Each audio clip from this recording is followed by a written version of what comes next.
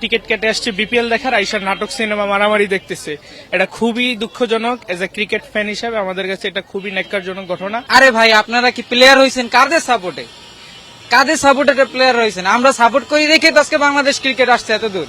আমরা যদি সাপোর্ট না করতাম, প্রত্যেকটা প্লেয়ারের প্রেস কনফারেন্সে দাম্ভিকতা, তাদের তো দম্বই কমে না। তাদের দিয়ে কি খেলাবেন আপনারা? এই যে মিঠুন বলেন বা যারা, এরা আসলেই মানে খেলোয়াড়ের পর্যায়ে পড়ে না। আমার কাছে মনে হচ্ছে কি এই যে সিন্ডিকেট, এটাকে ভেঙে দিতে হবে। দালালির কোনো সুযোগ নাই আর বাংলাদেশে। বোর্ডের কাছে একটা দায়িত্ব, এখন আমাদের খেলাটা দেখানোর জন্য প্রস্তুতি নেওয়া হোক, কারণ আমরা অনেক আশা ভরসা করে রাজশাহী থেকে এসেছি। বোর্ড পরিচালকই ঠিক আছে, কারণ এখানে খেলার ভিতরে রাজনীতি ঢুকে গেছে অলরেডি, এই জন্য খেলাটা এই অবস্থা। নাজমুল সাহেব তো 100% সত্যি কথা বলছে, এটা সবাই আমরা এগ্রি করি।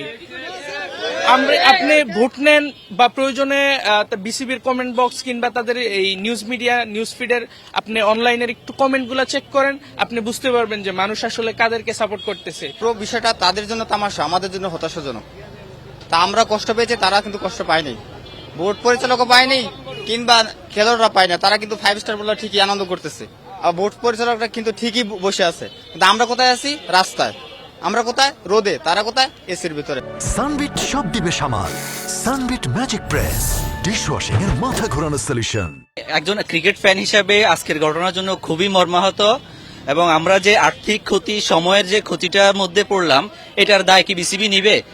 আর এই যে মিঠুন এবং মিঠুনের সাথে বাকি যে ক্রিকেটাররা সঙ্গ দিচ্ছে, আমরা তাদের উপযুক্ত বিচার দাবি করি। বোর্ড পরিচালক যে কথা বলছে তার সাথেই একমত, কারণ ক্রিকেটাররা যখন খারাপ খেলে তখনও তারা সেম বেতন পায়, যখন ভালো খেলে তখনও সেম বেতন পায়, বরঞ্চ ভালো খেললে আরো ম্যাচ ফি পায়, তারপরে এক্সট্রা আরো অনেক ফ্যাসিলিটি পায়। কিন্তু খারাপ খেললে তাদের বেতন থেকে কোনো পরিমাণ টাকা কর্তন করে নেওয়া হয় না। তো আমিও বোর্ড পরিচালক মোহাম্মদ নাজমুল হোসেনের সাথে একমত। আমরা কিন্তু একজন স্টুডেন্ট, এরপরে আমাদের পরীক্ষা সামনে, 2 দিন পরে আমাদের পরীক্ষা, এরপরে আমরা খেলা দেখতে আসছি। তার মানে কি মানুষের, এই দেশের মানুষের অনেক ভালোবাসা ক্রিকেটের প্রতি, এরপর আমরা আসছি। ওরা বোর্ড ক্রিকেটারদের আর বোর্ডের মাঝে ওরা তারা নিজেরা ওরা শেষ করবে এই সমস্যা, কিন্তু এই খেলা হবে না। এটা তো আমাদের জন্য অনেকটাই ভোগান্তি। আমরা স্টুডেন্ট মানুষ, আমরা তো এটা কখনোই আশা করি নাই এত দূর থেকে আসতে আমরা খেলা দেখার জন্য।